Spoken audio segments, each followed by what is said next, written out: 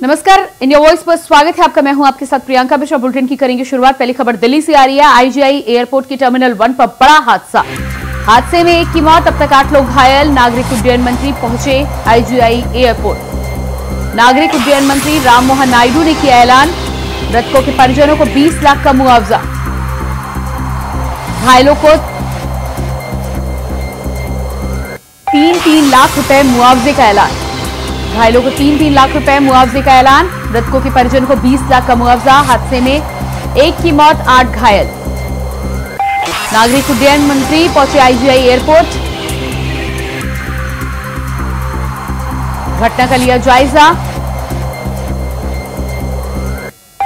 मृतकों को 20 लाख के मुआवजे का ऐलान, तो वहीं घायलों को 3-3 लाख रुपए मुआवजे का ऐलान। तो आईजीआई एयरपोर्ट पर बड़ा हादसा हुआ है। टर्मिनल 1 पर यह बड़ा हादसा बताया जा रहा है, जहां छत का एक बड़ा हिस्सा गिरा। तस्वीरें आप देख पा रहे हैं, किस तरह की तस्वीरें निकलकर सामने आ रही हैं। और इसी खबर पर हमारे साथ दिल्ली से संवाददाता अजय चौहान लाइव जुड़ चुके हैं। जी अजय, जिस तरह से आईजीआई टर्मिनल पर बड़ा हादसा देखने को मिला, बताया जा रहा है एक की मौत, 8 घायल है, क्या है पूरी जानकारी?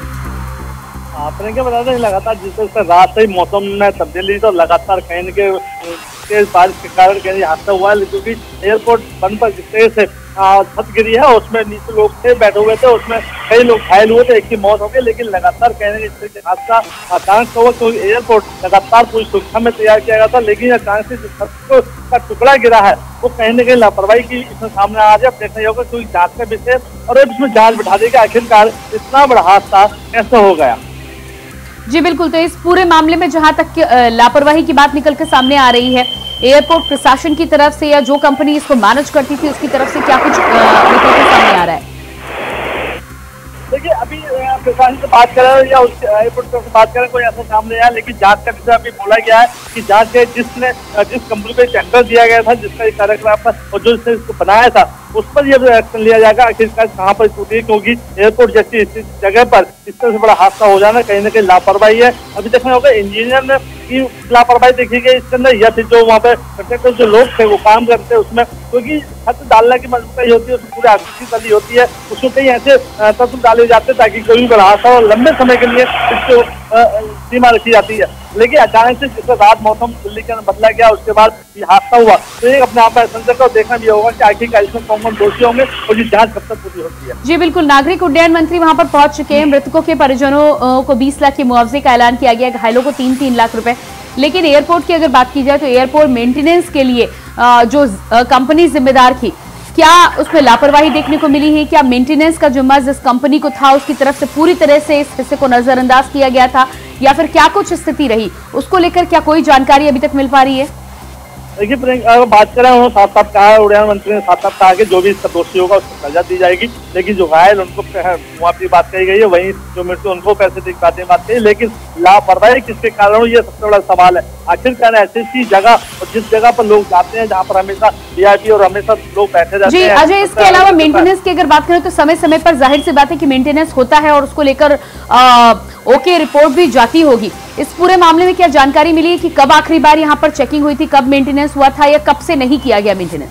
देखिए, यहाँ पर कार्य चलता रहता है और लगातार कहीं ना एयरपोर्ट जैसी जगह है, और जहाँ पर जब फ्लाइट रेंट करती है तब भी कुछ कंपन होती है, जब उतरती तब भी कंपन होती है। ऐसे में हमेशा इसकी देख रेख रखी जाती है ताकि कहीं कोई दरार तो नहीं आई है, कोई कहीं कोई चूक तो नहीं हो रही है। ऐसे में लगातार कहने के लापरवाही इसमें सामने आ रही है। जैसे उनके लोगों ने बताया कि इस टुकड़े का जो साइज था, इस साइज में जो कम जो जानकारी थी, लोग कहते थे कि कम में देखा, लेकिन मंत्री ने साफ साफ कहा जो भी दोषी होगा और जो हमेशा लगातार प्रतिक्रिया जो कि इसकी देख रेख में हमेशा छानबीन होती थी, लोग इसका चेकअप करते थे, क्योंकि ऐसी स्थिति में कहीं ना कहीं दीवारें कमजोर थी या छत में कोई लापरवाही देखी गई, इसके अंदर ये सवाल खड़ा होता है। आखिरकार ऐसी जगह जहाँ पर हमेशा कंपन की स्थिति बनी रहती है, कोई भी बड़ा हादसा होता है, कि बारिश के कारण इतना बड़ा हादसा हुआ, अगर बाई चांस कोई और बड़ा हादसा होता तो कहीं ना कहीं काफी लोगों की जान जा सकती थी। जी बिल्कुल, नागरिक उड्डयन मंत्री के स्थिति का जायजा लेने के बाद किस तरह के निर्देश दिए गए हैं, और एयरपोर्ट में इस समय की हालत की अगर बात की जाए तो जिस तरह से बताया जा रहा है कि 8 लोग घायल हुए हैं, कई गाड़ियां भी दबी हुई हैं।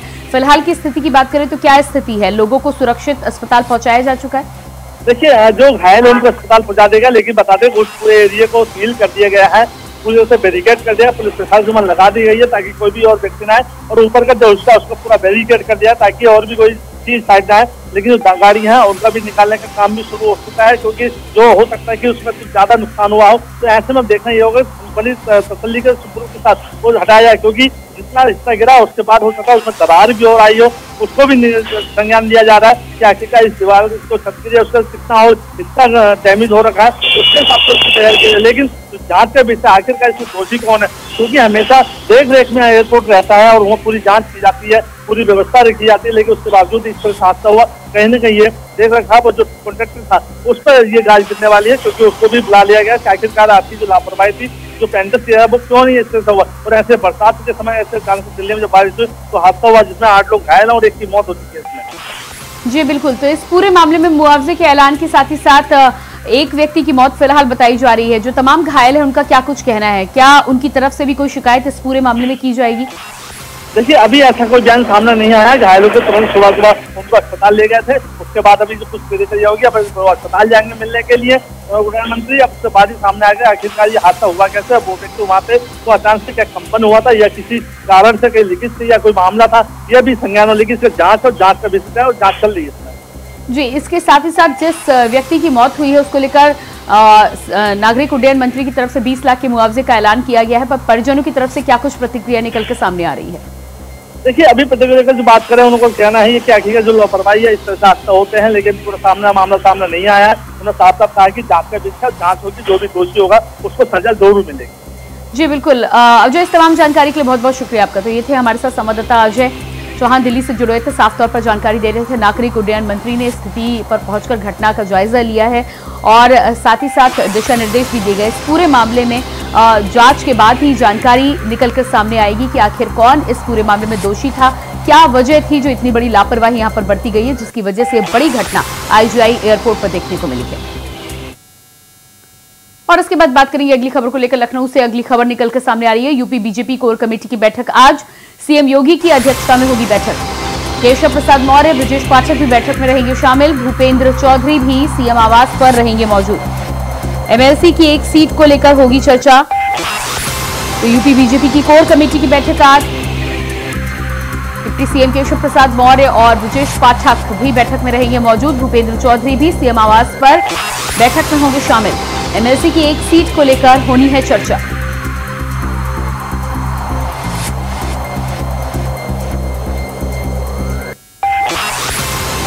तो लखनऊ से बड़ी खबर निकल के सामने आ रही है। कोर कमेटी की बैठक आज, डिप्टी सीएम और भूपेंद्र चौधरी भी बैठक में होंगे शामिल। MLC की एक सीट को लेकर इस बैठक में चर्चा निकल के सामने आ सकती है, नाम का ऐलान सामने आ सकता है। और इसी खबर पर लखनऊ से हमारे साथ ब्यूरो चीफ प्रियम पाठक लाइव जुड़ चुके हैं। जी प्रियम, कोर कमेटी की भारतीय जनता पार्टी की जो बैठक होनी है उसको लेकर क्या कुछ जानकारी है आपके पास?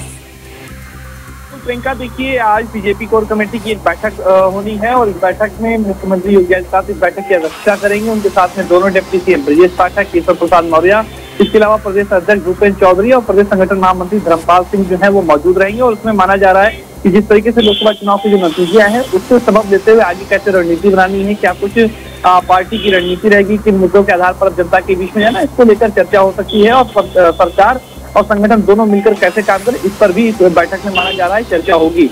आने वाले समय में MLC की एक सीट पर भी चुनाव होना है। इसके अलावा 10 जो विधानसभा की सीटें हैं उन पर बाई इलेक्शन होना है, क्योंकि लोकसभा चुनाव में 10 विधायक जो है वो चुनकर जो है वो संसद पहुंचे हैं, तो ऐसे में उनकी जो सीटें खाली हुई वहां पर अब बाई इलेक्शन होना है। तो उसको लेकर क्या कुछ रणनीति रहेगी और इसमें चर्चा होगी कि क्या जिस तरीके से लोकसभा चुनाव के जो नतीजे रहे, जिसमें बीजेपी को 80 में 80 की उम्मीद थी, लेकिन समाजवादी पार्टी के साथ जो कांग्रेस का गठबंधन हुआ इंडिया गठबंधन के तहत, उसने कहीं ना कहीं कह सकते हैं कि बीजेपी की उम्मीदों पर पूरी तरीके से पानी फेरा। तो क्या अब क्या रणनीति रहेगी, किस तरीके से जाना है, क्योंकि 10 सीटों के जो नतीजे हैं वो अब काफी हद तक जो है वो आने वाले जो विधानसभा का चुनाव होगा उसको प्रभावित कर सकते हैं या उसको लेकर मनोबल बढ़ाने और घटाने का काम दोनों ही दलों के लिए जो है वो कर सकते हैं। इसीलिए 10 सीटें काफी अहम है। उसके अलावा जो MLC की सीट है उस पर भी चर्चा होगी और इसीलिए आज की इस बैठक में माना जा रहा है कि आने वाले समय में जो 10 विधानसभा की सीटें हैं जिन पर उपचुनाव होना है और इसके अलावा जो MLC की सीट खाली हुई है उनको लेकर हो, तो इन सभी सीटों को लेकर पार्टी की क्या रणनीति रहेगी,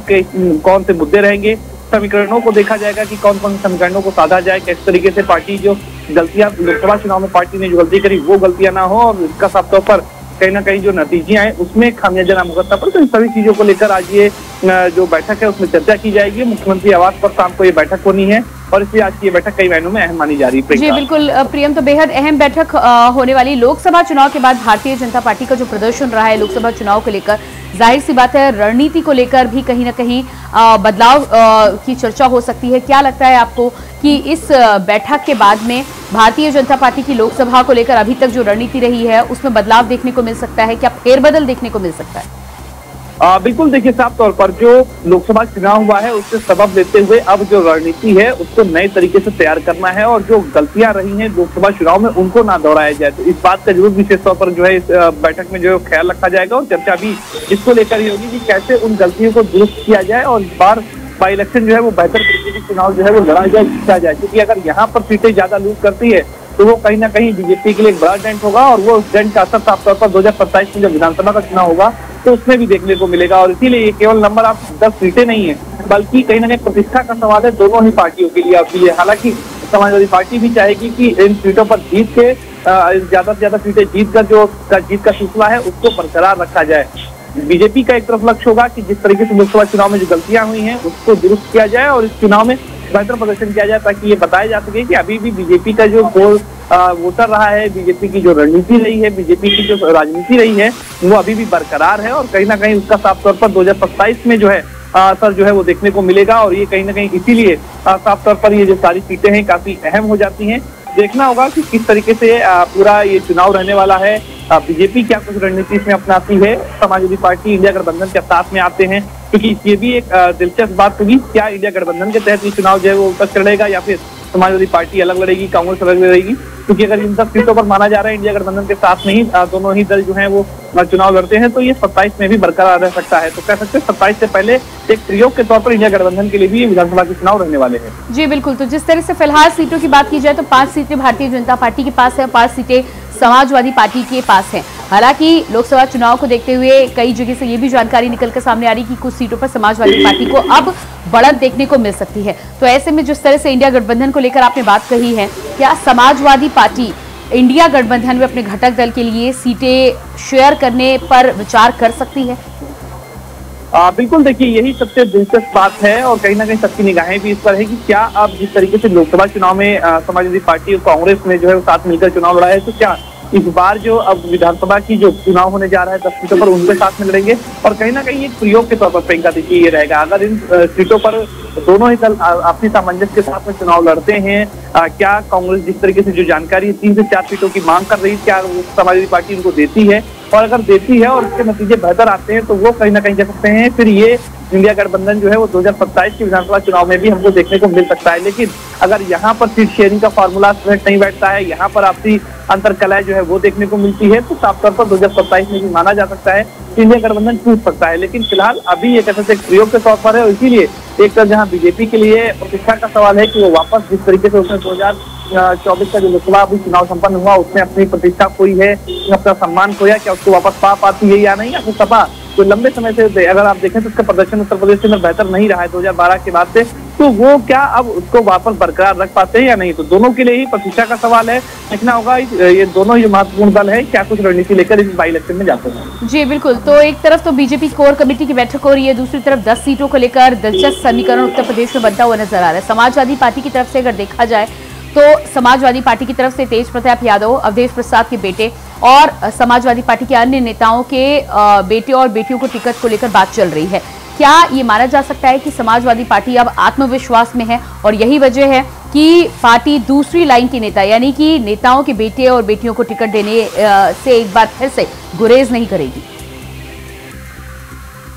चुनाव के जिस तरीके से नतीजे आए हैं उसके बाद से साफ तौर पर समाजवादी पार्टी हो या फिर कांग्रेस उसका आत्मविश्वास जो है वो काफी हद तक बढ़ा हुआ है और क्योंकि नतीजे जो आए हैं वो काफी उनके फेवर में रहे और जिस तरीके की माहौल दिख रहा था, जिस तरीके का एक पहले चर्चा चली थी उसके विपरीत बिल्कुल नतीजे से उन्होंने सबको चौंकाया है और कहीं ना कहीं समाजवादी पार्टी और इंडिया गठबंधन के तहत कांग्रेस के लिए जो है तो सुखद समाचार रहा है। तो ऐसे में कहीं ना कहीं आत्मविश्वास दोनों ही दलों का बढ़ा हुआ है। अब देखना होगा क्या ये बढ़ा हुआ आत्मविश्वास जो है क्या नया प्रयोग करने की भी ताकत जो है वो समाजवादी पार्टी को दे सकता है और उसके तहत माना जा रहा है कि समाजवादी पार्टी इससे 2027 से पहले प्रयोग के तौर पर जो है इस चुनाव को देख सकती है और इसीलिए ये 10 सीटों का जो चुनाव है वो मैंने पहले कहा कि नंबर ऑफ 10 सीट्स नहीं है केवल, बल्कि कहीं ना कहीं 2027 के लिए कह सकते हैं कि शुरुआत है या फिर सेमीफाइनल के तौर पर भी इसको कह सकते हैं। हालांकि अभी 2027 क्योंकि 2 साल से अधिक का वक्त बचा हुआ है, उसके बाद भी चुनाव जो है होंगे, लेकिन फिलहाल अभी जो कह सकते हैं कि जो माहौल बनता दिख रहा है, ये 10 सीटें काफी हद तक दशा और दिशा 2027 की तय करती हुई उत्तर प्रदेश के अंदर नजर आएंगी। जी बिल्कुल प्रियम, जानकारी के लिए बहुत बहुत शुक्रिया आपका।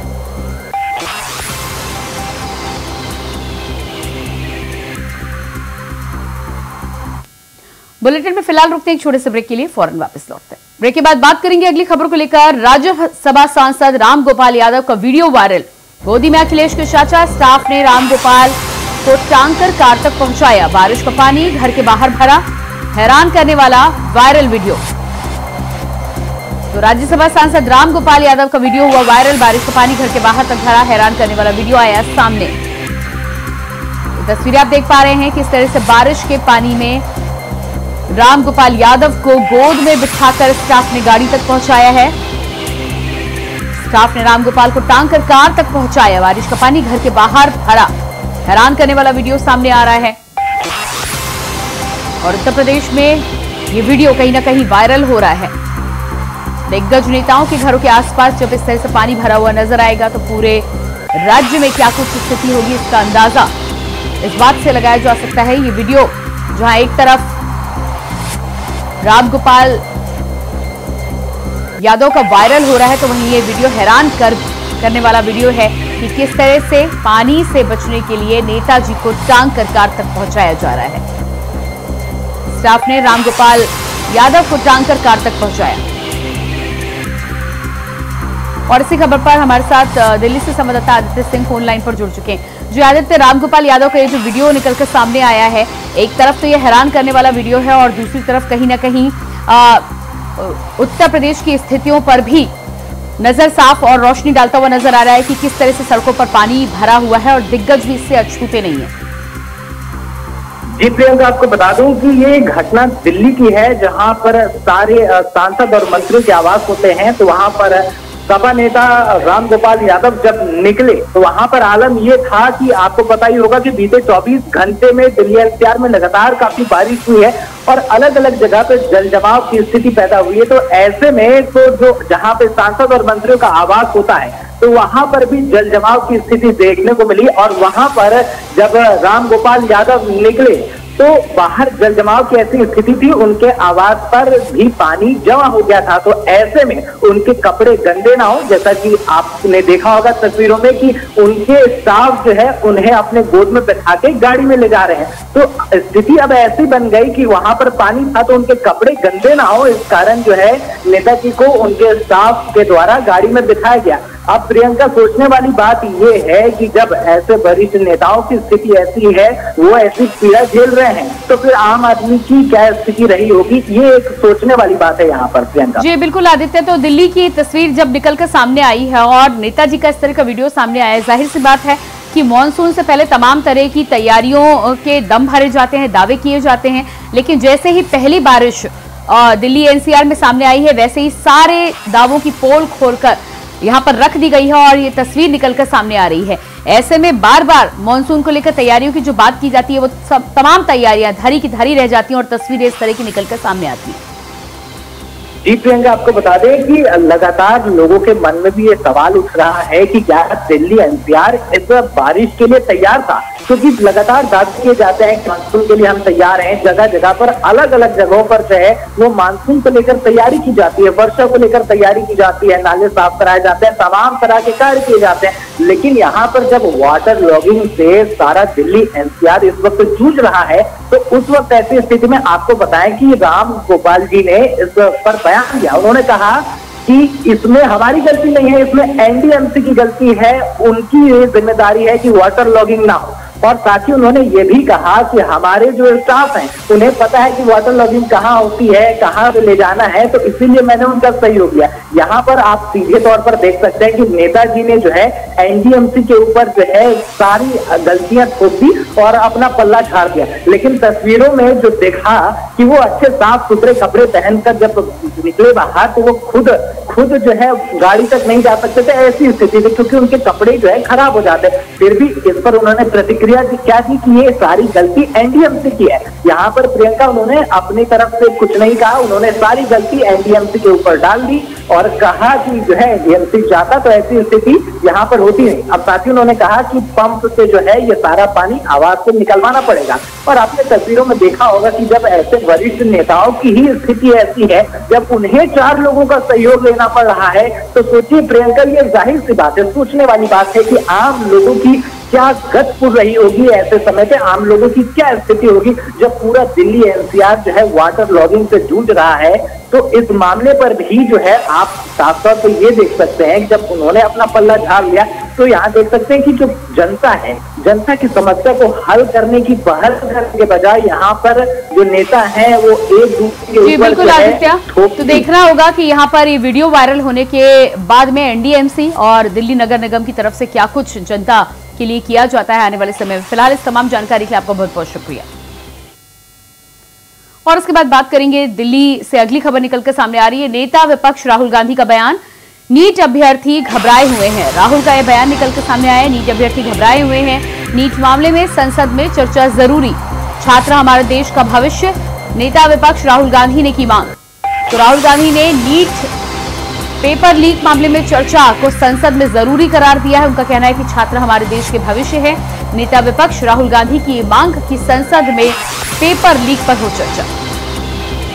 के भविष्य, कल ऑपोजिशन के जो फ्लोर लीडर्स हैं सबकी मीटिंग हुई और यूनानिमस था कि आज हमें नीट का जो इशू है उस पर डिस्कशन चाहिए। हिंदुस्तान के स्टूडेंट से मैं कहना चाहता हूं, ये आपका इशू है और हम सबको लगता है, इंडिया गठबंधन को लगता है कि आज सबसे जरूरी बात आपकी है, क्योंकि आप हिंदुस्तान के भविष्य हो।